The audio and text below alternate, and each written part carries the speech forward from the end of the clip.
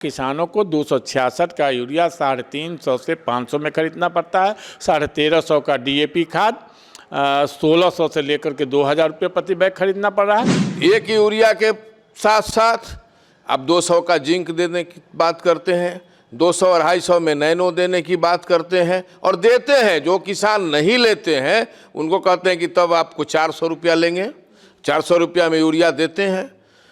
2000-1800 में डीएपी देते हैं, पोटास का वही हाल है, कैल्शियम का वही हाल है।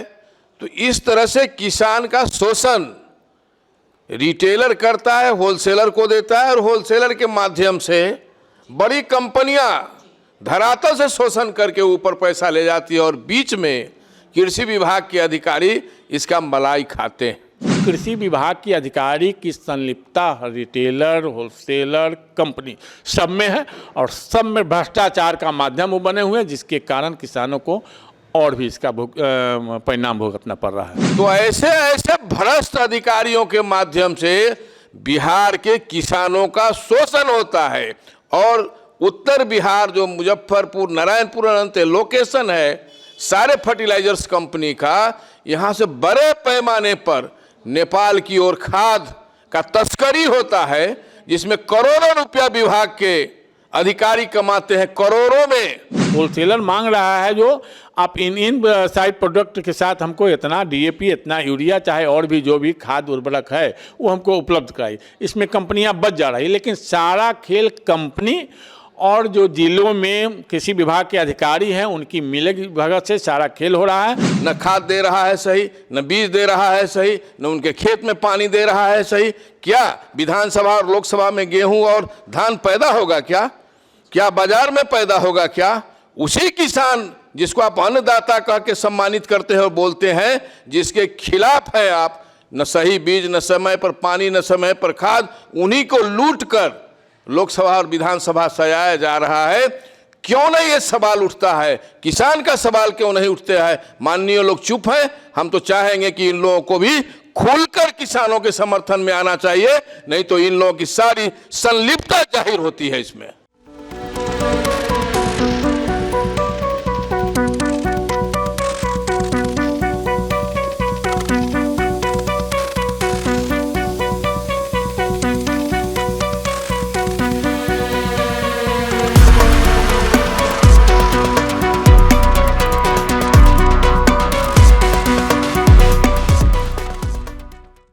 नमस्कार, फर्स्ट लुक बिहार देखना शुरू कर चुके हैं आप और मैं हूं निशा श्री। और जैसा कि हमने बताया आपको कि किसान, खाद कंपनियां, रिटेलर्स, होलसेलर और उसके बाद जो किसान कृषि विभाग के जो पदाधिकारी हैं, इन सब के बीच का जो तालमेल है वो किस तरह से एक आम किसान, एक गरीब किसान को परेशान करता है। खाद की खरीदारी की समस्या सुलझ नहीं पाई है। क्या है इसका पूरा कारण और इसमें इसका मूल जिम्मेदार कौन है? किसके ऊपर वार करने पर सरकार जो है इस समस्या को सुलझा सकती है? इसी विषय पर अधिक जानकारी देने के लिए हमारे साथ स्टूडियो में मौजूद हैं किसान नेता बीरेंद्र राय जी और साथ में हैं हमारे वरिष्ठ पत्रकार रविंद्र कुमार सिंह जी। सबसे पहले इस मुद्दे की क्या है, आज हम जिस मुद्दे पर बात कर रहे हैं उसका परिप्रेक्ष्य क्या है, ये समझाएंगे हमारे वरिष्ठ पत्रकार रविंद्र कुमार सिंह जी। आज भी किसानों को उचित मूल्य पर खाद उपलब्ध नहीं हो रहा है। उन्हें ब्लैक मार्केटिंग से खाद खरीदना पड़ रहा है, जिसका कई कारण हैं।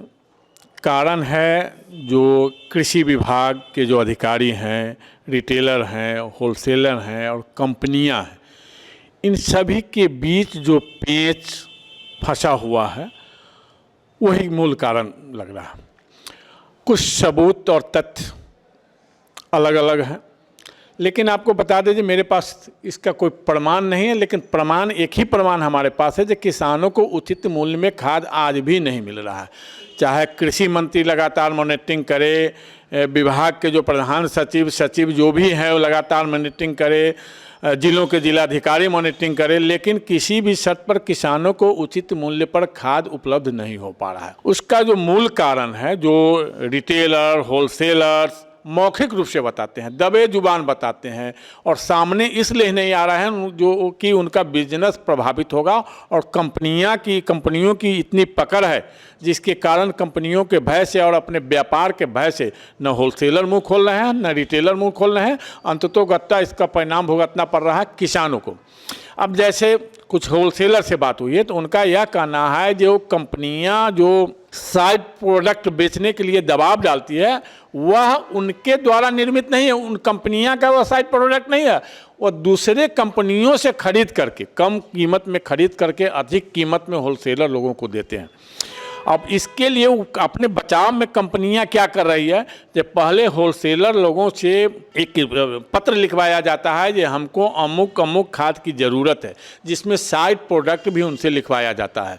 अब मान ली कंपनियां तो बच गई, कंपनियां को तो न सरकार खोज सकती है न अधिकारी खोज सकते हैं, इसलिए कि जो कंपनियां तो दे रही है जब हमसे होलसेलर मांग रहा है, होलसेलर मांग रहा है जो आप इन साइड प्रोडक्ट के साथ हमको इतना डीएपी, इतना यूरिया, चाहे और भी जो भी खाद उर्वरक है वो हमको उपलब्ध कराई। इसमें कंपनियां बच जा रही है, लेकिन सारा खेल कंपनी और जो जिलों में कृषि विभाग के अधिकारी हैं उनकी मिली भगत से सारा खेल हो रहा है, और अंतोगत्वा किसान को इसका परिणाम भुगतना पड़ना है, और किसान ब्लैक रेट में अभी भी जो भी उर्वरक है वो खरीदने को विवश है। तो अभी हमने सुना कि किस तरह से खाद कंपनियां एक लिखित एप्लीकेशन के तौर पे जो आपको होलसेलर हैं उनसे एक एप्लीकेशन की तरह लेती है कि उनको ये खाद अमुक अमुक खाद चाहिए, जो कि एक तरह से कंपनियों के द्वारा ही सुझाया जाता है, और जब तक वो एप्लीकेशन नहीं देते तब तक उनको वो आवंटन नहीं मिलता है। बीरेंद्र राय जी हैं किसान नेता, और ये किसानों के मुद्दों को लगातार उठाते रहते हैं। उन्हीं से जानते हैं कि जब इस तरह की परेशानी खाद कंपनियां ही कर रही हैं, खेल वहाँ से ही शुरू हो रहा है, तो आखिर किसान को आप लाभ कैसे पहुँचा? किसान को इसमें कोई लाभ नहीं है, और ख़ास करके आपके चैनल ने जब से इन चीज़ों को के प्रति जागरूक किया है तो लगभग सारे किसान को खाद का जो खेल है, रिटेलर और होलसेलर और कार्यालय के अधिकारी का जो मेल जोल है, उसका पोल धीरे धीरे खुल रहा है और सही बात धरातल पर आ रही है। इसके लिए आपके इस चैनल को बहुत हम धन्यवाद देते हैं कि किसानों के ज्वलंत मुद्दों को आपने उठाने का प्रयास किया है।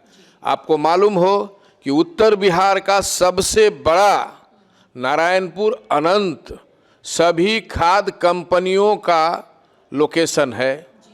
ये लोकेशन के कारण यहाँ पर रेल का जो रैक पॉइंट है, और यहीं से डिस्ट्रीब्यूशन पॉइंट भी है। कंपनियों ने यहीं से डिस्ट्रीब्यूशन पॉइंट इसलिए बनाया कि किसी के पास अपना बियर हाउस नहीं है, बड़ा गोदाम नहीं है, इसलिए जब गाड़ी आती है तो 2 से 3 घंटे में खाली करना पड़ता है, और ये लोग कर भी लेता है, नहीं तो ये लोग को जुर्माना रेल लेगा। और इस लोग करते हैं क्या खेल, जितना बाई प्रोडक्ट विभिन्न कंपनियों का अलग से डुप्लीकेट जो नैनो है, जिंक है, पोटास है, तो जिंक आखिर किसान कितना डालेगा अपने खेत में, इसकी भी तो कोई सीमा है।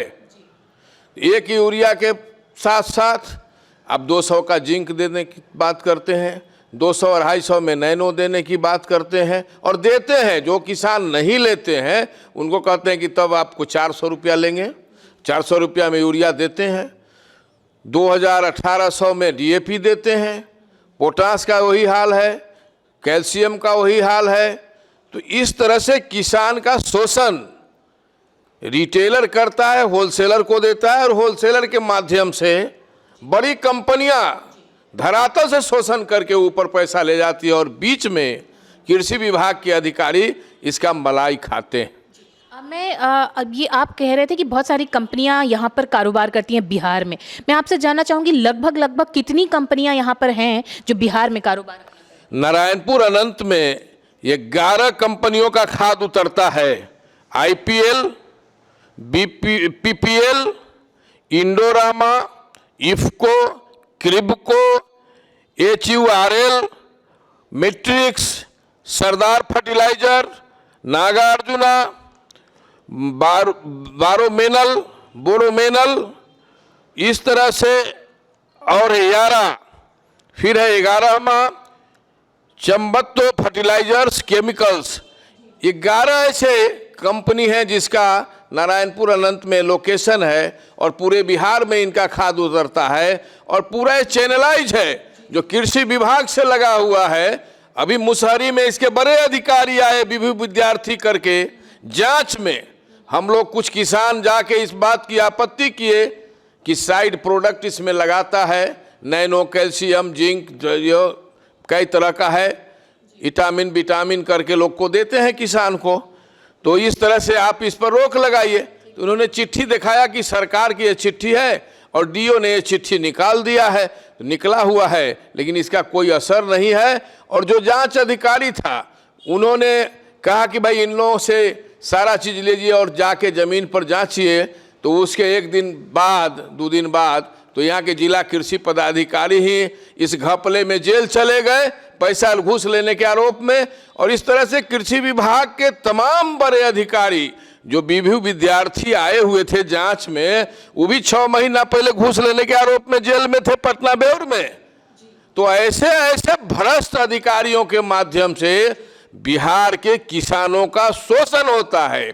और उत्तर बिहार जो मुजफ्फरपुर नारायणपुर अनंत लोकेशन है सारे फर्टिलाइजर्स कंपनी का, यहाँ से बड़े पैमाने पर नेपाल की ओर खाद का तस्करी होता है जिसमें करोड़ों रुपया विभाग के अधिकारी कमाते हैं, करोड़ों में, और ये वितरण होता है यहाँ से राज्य सरकार तक। और मुझे खुशी है कि रामकृपाल यादव जो कृषि मंत्री हैं उन्होंने उस दिन मैंने देखा है उनका जो प्रेस कॉन्फ्रेंस हुआ इसमें बात को उठाया है उन्होंने कि मुजफ्फरपुर का जो आपका चैनल है उसके माध्यम से कहीं उनको सूचना मिली कि ये मुजफ्फरपुर में खाद का खेल नेपाल तक हो रहा है, जिसको उन्होंने सकारा कि हम विशेष छापामार दल गठित करेंगे। छापामारी तो जिला प्रशासन की ओर से भी हो रहा है, छापामारी विभाग की ओर से भी हो रहा है, छापामारी अन्य जगहों से भी हो रहा है, लेकिन इसका कोई असर धरातल पर नहीं है। आपके संपादक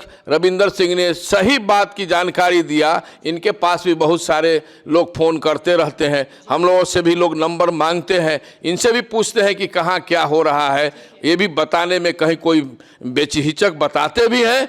इसलिए हम आपके चैनल को धन्यवाद देते हैं कि खाद का जो खेल जमीन से लेकर अर्थ से फर्श तक चल रहा है, पटना के सारे अधिकारी जानते हैं और सबका कमीशन बंधा हुआ है। और 2 महीना ये खेल खूब चलेगा।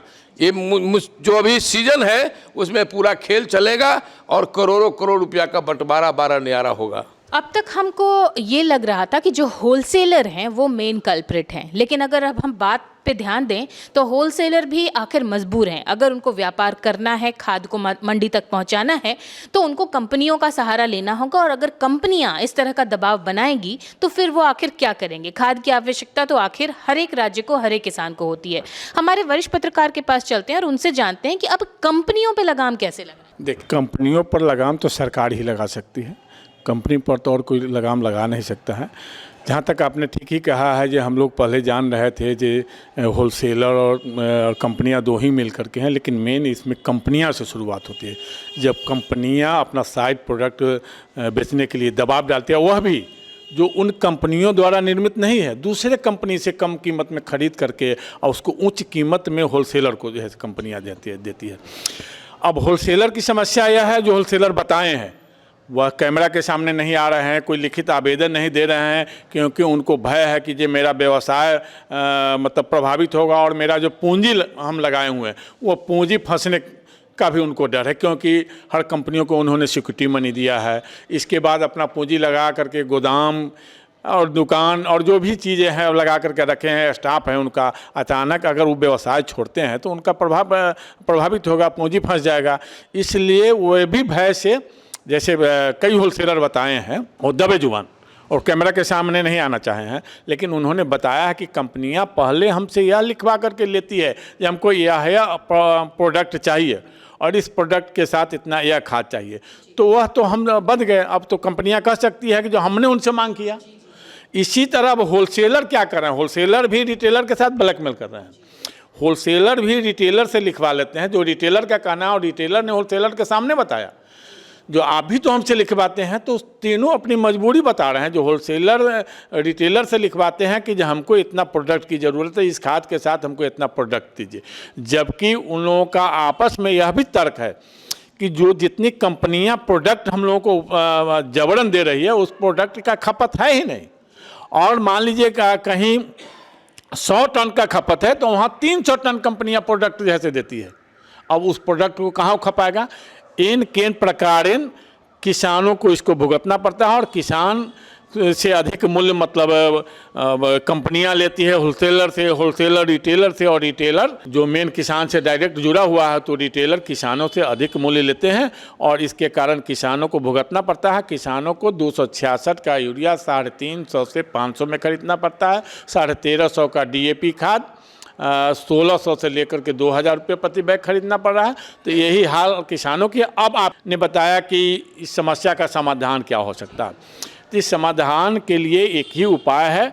जिस तरह से विजय सिन्हा जो डिप्टी CM है और भूमि सुधार विभाग के मंत्री भी हैं, उन्होंने जिस तरह से जनसंवाद कार्यक्रम रखा है, तो कृषि मंत्री को भी चाहिए जनसंवाद कार्यक्रम मतलब कुछ जगहों पर ब्लॉक स्तर पर ही रखें, कुछ जगह पर जो बातें सामने आ जाएगी, और वहाँ वे कुछ किसानों को बुलावें, इसके बाद जैसे रिटेलर को बुलावे, होलसेलर को बुलावे और कंपनियों को बुलावे। अगर मान लीजिए जो किसान कह रहा है कि हम 450 में खाद कर दें, तो किसी रिटेलर से खरीदें।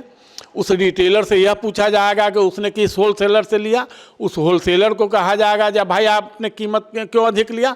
तो सारी बातें सामने आ जाएगी, और उसके बाद सच्चाई सामने के बाद सरकार उस पर शिकंजा कस सकती है। और जब तक इस तरह की बातें धरातल पर नहीं होगी, तो ऐसे ही कागजी खाना पूर्ति सब कंप्लीट है। जैसे हम लोग अभी वीरेंद्र बाबू कहे हैं, जो आए थे पटना के एक अधिकारी, उनसे हम लोग जो बात किए तो वो कहे जे 266 रुपये में जो किसानों को यूरिया उपलब्ध कराया जा रहा है, जबकि 266 में होलसेलर भी रिटेलर को नहीं दे रहे हैं।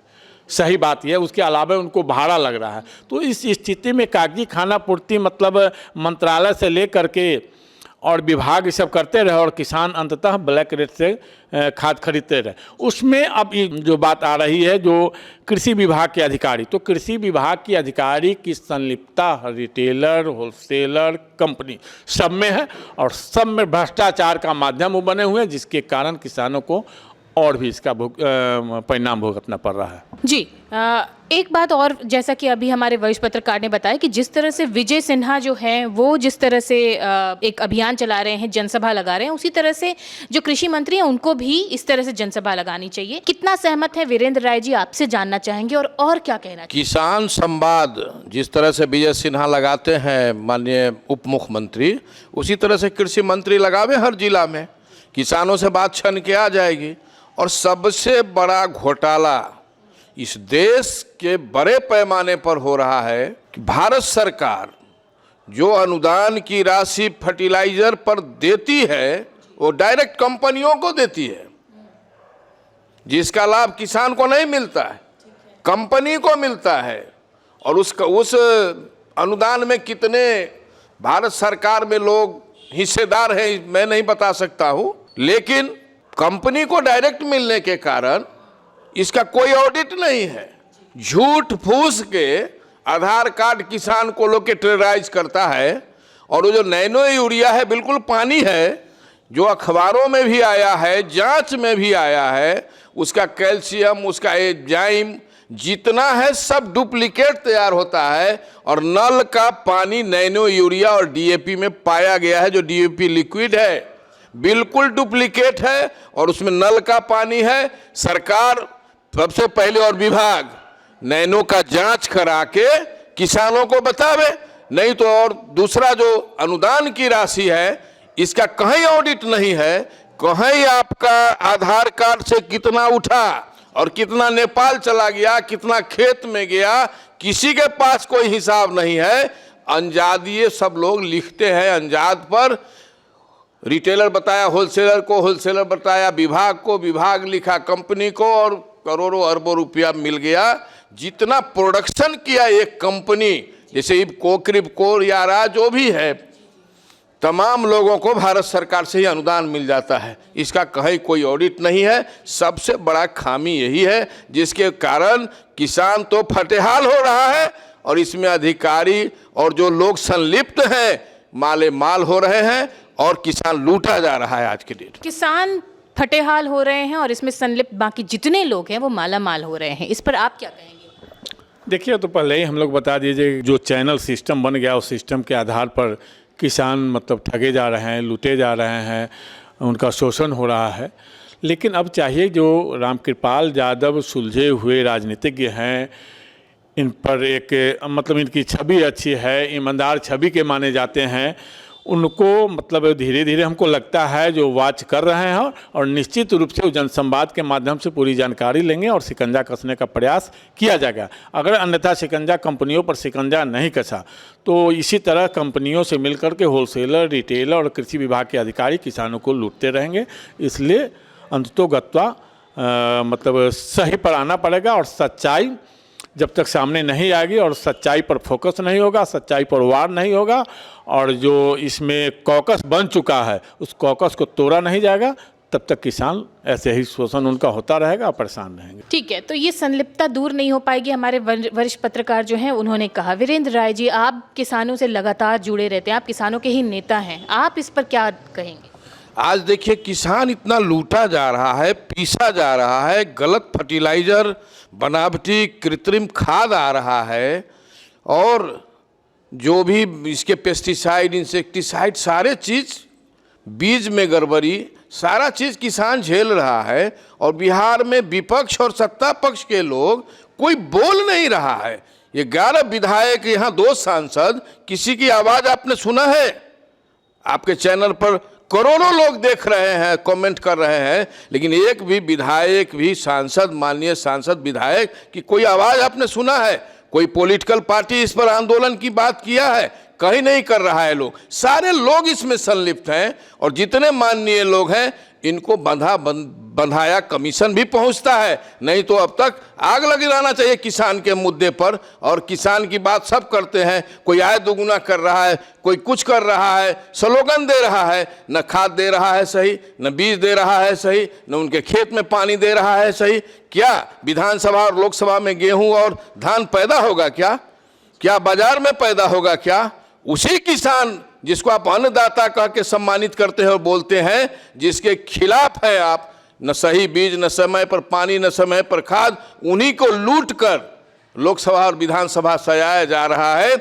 क्यों नहीं ये सवाल उठता है? किसान का सवाल क्यों नहीं उठते हैं? माननीय लोग चुप हैं। हम तो चाहेंगे कि इन लोगों को भी खुलकर किसानों के समर्थन में आना चाहिए, नहीं तो इन लोगों की सारी संलिप्तता जाहिर होती है इसमें। तो देखा कि आपने किसान नेता वो कितने आक्रोश में हैं, इस पूरे सिस्टम को लेकर एक तरह से क्षुब्ध हैं, लेकिन उन्हें आशा है जो अभी कृषि मंत्री हैं कि अगर वो जनसभा लगाते हैं तो इन सारी चीज़ों के ऊपर एक लगाम लगाया जा सकता है और किसानों को, क्योंकि भारत सरकार इस पे अच्छा खासा सब्सिडी देती है, जो सब्सिडी का लाभ जो है वो कंपनियां ही केवल उठा रही हैं, किसानों को नहीं मिल पा रहा है। और एक और गंभीर आरोप कि यहाँ पे जो सब्सिडाइज रेट में जो खाद आता है वो कहीं ना कहीं तस्करी कर दिया जाता है नेपाल। ये बहुत ही बड़ा और संदिग्ध मामला है। इस पूरे मामले में अभी के लिए इतना ही, और इस पूरे मामले की जानकारी आप तक पहुंचाने के लिए जो हमारे दोनों मेहमान हैं उनको हम बहुत बहुत धन्यवाद देंगे। और इसी के साथ इस चर्चा को यहीं पर देते हैं विराम। आगे हमारे पास जो भी अपडेट आएगी हम आपके सामने लाते रहेंगे। और किसान भाइयों, आपका जो ये लाइक, सपोर्ट और कमेंट जो है वो हमें बहुत मोटिवेट करता है। आगे भी आप हमें लाइक, सपोर्ट और कमेंट करते रहिए और हम आपके लिए इसी तरह से खबरें लाते रहेंगे। हम इस मुहिम को यहाँ पर रोकने नहीं वाले। तो अभी के लिए दीजिए इजाज़त। आप देख रहे थे फर्स्ट लुक बिहार। धन्यवाद।